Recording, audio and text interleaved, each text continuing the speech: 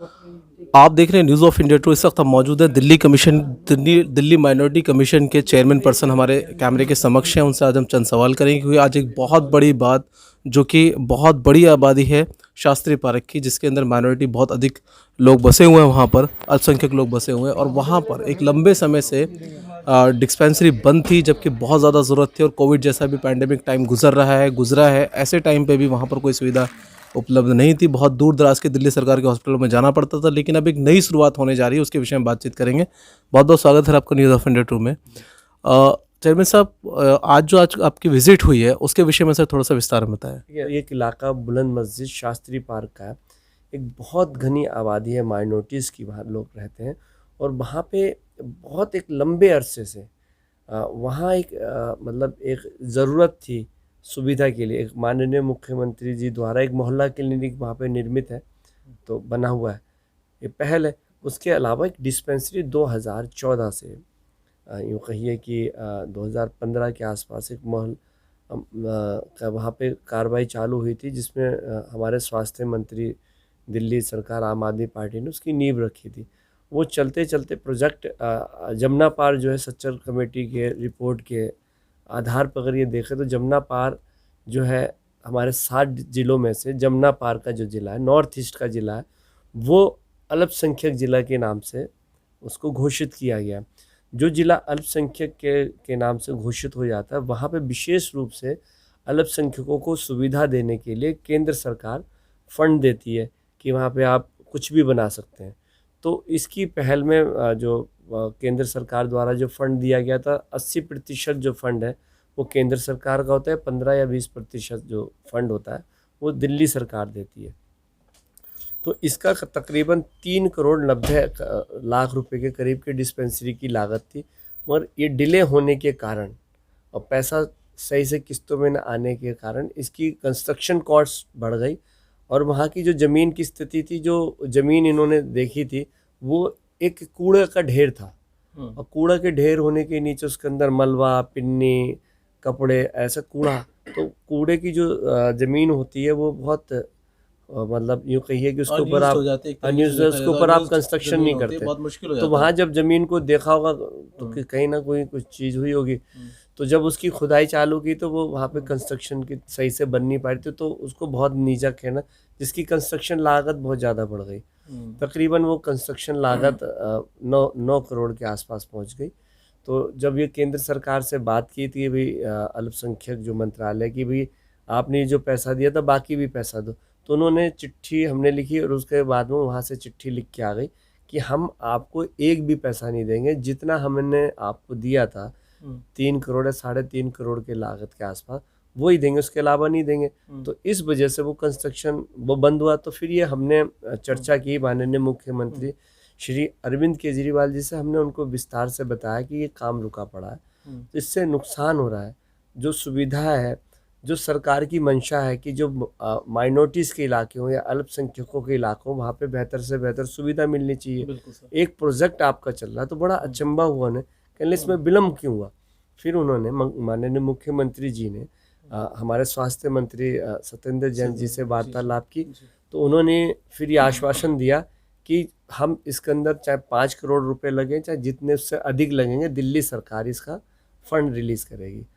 फिर हमने डीएम साहब से बात की और उसके बाद में एसडीएम एडीएम से बात की। हमने विजिट का दिन आज का रखा और उससे पहले हम मंत्री जी से, स्वास्थ्य मंत्री जी से हम चर्चा कर चुके थे। तो उन्होंने पीडब्ल्यूडी को डायरेक्शन दी कि फंड की वजह से ये काम नहीं रुकना चाहिए, जितना खर्चा होगा ये दिल्ली सरकार उठाएगी। तो आज हम विज़िट करने गए तो वहाँ पे पता लगा कि जो काम रुका हुआ था वो 1 हफ्ते पहले से स्टार्ट हो चुका है।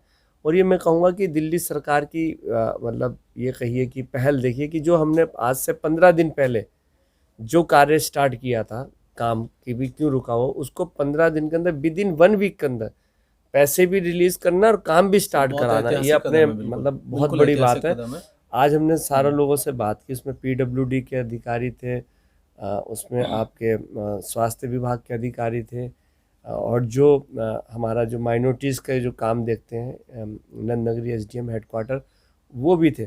और उन्होंने सबने आश्वासन दिया कि हम विदिन 6 मंथ के अंदर हम ये डिस्पेंसरी जनता को हैंड ओवर कर देंगे। सर ये 9 करोड़ रुपए का बजट का बहुत बड़ा बजट है, तो इसमें कोई आर्गूमेंट जो है केंद्र सरकार से नहीं हुई किसी तरह का इमीडिएट स्टेप लेना कि भाई उसको बिल्कुल उसको तैयार नहीं, किया जाए? इसको हमने चिट्ठी लिख रहे थे, मैं 6 महीने से मेरे इस संज्ञान में था, और ये हम PWD से बात कर रहे थे, और जो माइनॉरिटी SDM हेडक्वार्टर हमारे देखते काम को नॉर्थ ईस्ट, उन्होंने भी, हमने उनके ऊपर जब प्रेशर बनाया कि आप ही इसको देखोगे, फंड आप रिलीज कराओगे, कि केंद्र सरकार तो DM को फंड भेजता है ना, तो बिल्कुल ठीक है। उन्होंने पत्राचार के माध्यम से लेटर लिखे और कहा कि हमें इतनी ज़रूरत है।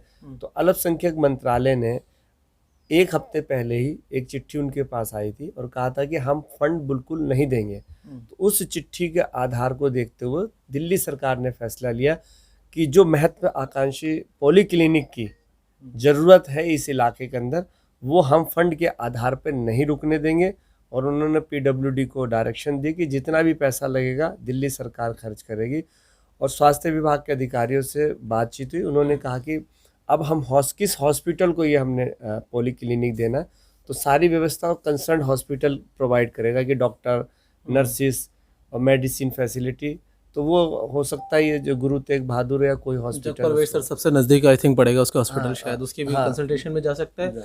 देखिए सबसे बड़ी बात यह है कि आपने देखा कि दिल्ली सरकार के हम अक्सर आपको खबरें दिखाते रहते हैं कि जितने इमीडिएट स्टेप लिए जाते हैं कि उसमें कोई डिले नहीं, चाहे वो स्कूल का मामला हो, शिक्षा का मामला हो, माइनॉरिटी का मामला हो। और जिस तरह से चेयरमैन जाकिर खान साहब बने हैं, उसके बाद हम लगातार देख रहे हैं कि इनकी डेली कहीं ना कहीं 4 से 5 विजिट्स रहती हैं, और उससे भी अधिक इनके अपने ऑफिस के भी काम। सर कैसे मैनेजमेंट हो पाता है, किस तरह से आप ये सब मैनेज करते हैं कि आपने सोचा था कि एकदम इमीडिएट नया जो है कंधों पे भार पड़ेगा और उसके बाद ये सारी चीज़ें फॉलो? देखिए मैं बहुत छोटी उम्र से समाज से जुड़ा हुआ हूँ, समाज का परेशानियों को जानता हूँ। एक मेरा रूटीन है, ये यूँ सोचिए कि उस अल्लाह ताला की जिसमें ताकत है कि मुझे दी हुई है खिदमत करने के लिए, तो उसमें परवरदिगार का भी शुक्र अदा करता हूँ कि वो मेरे पैरों में, मेरे जिस्म में इतनी ताकत भर देता है कि मैं सुबह, मेरा टाइम है फजर के टाइम उठता हूँ नमाज़ पढ़ के, फिर उसके बाद में वर्जिश पे निकल जाता हूँ। रात के कोई 12-1 बजे मेरा सोना होता है। तो तकरीबन मैं जो 4.5 घंटे की मैं नींद लेता हूँ, और उसके बाद में निरंतर मैं समाज की सेवा में लग जाता हूँ।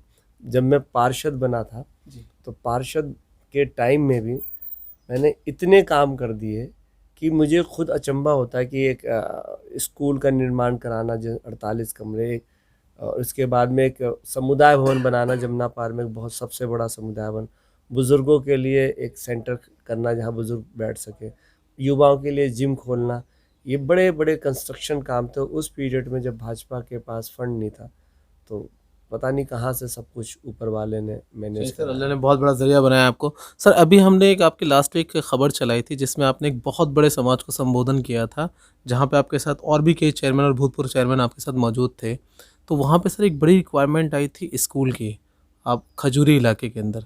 तो सर उसके प्रोजेक्ट के अंदर काफ़ी लोगों ने हमसे कमेंट करके सवाल पूछा, सर उसके विषय में थोड़ा सा बताएं। देखिए कुछ हो सकता है वहाँ पे पॉसिबिलिटी है या देखिए ये दिल्ली सरकार है आम आदमी पार्टी की, और माननीय मुख्यमंत्री जी के साथ में मेरी वार्तालाप होती है, और उनका महीने में एक बार वो ज़रूर हम चर्चा पे बैठते हैं।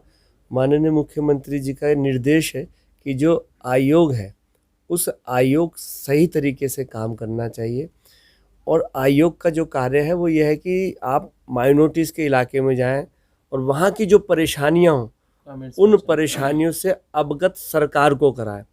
तो अगर माइनॉरिटी कमीशन जो परेशानियाँ वो अवगत नहीं कराएगा, तो सरकार को मालूम ही नहीं पड़ता कि माइनॉरिटी के इलाकों में क्या ज़रूरत है, तो हम अवगत कराते हैं। जैसे हम खजूरी के अंदर गए, तो वहाँ पे एक ज़रूरत है स्कूल की, और मेरे ख्याल से आसपास के इलाके में भी जगह मिल जाती है।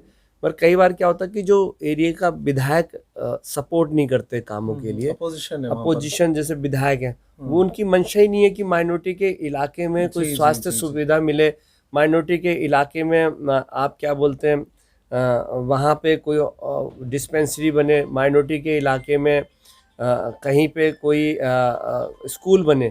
तो कहीं ना कहीं विधायक रोड़े अटकाते हैं, मगर उन रोड़ों को भी माननीय मुख्यमंत्री जी के संज्ञान में लेके आएंगे, वो भी दूर करेंगे।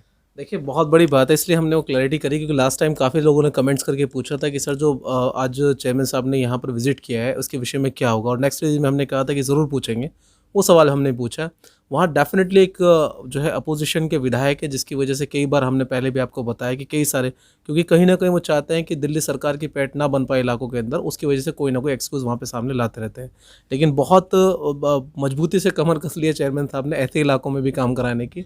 और इसके लिए आप ज़्यादा से ज़्यादा मजबूत करेंगे आप देश के कोने-कोने तक इस तरह की न्यूज़ पहुँचा के। तो देखिए हमारी इन तमाम खबरों को और बने रहिए न्यूज़ ऑफ इंडिया 2 के साथ।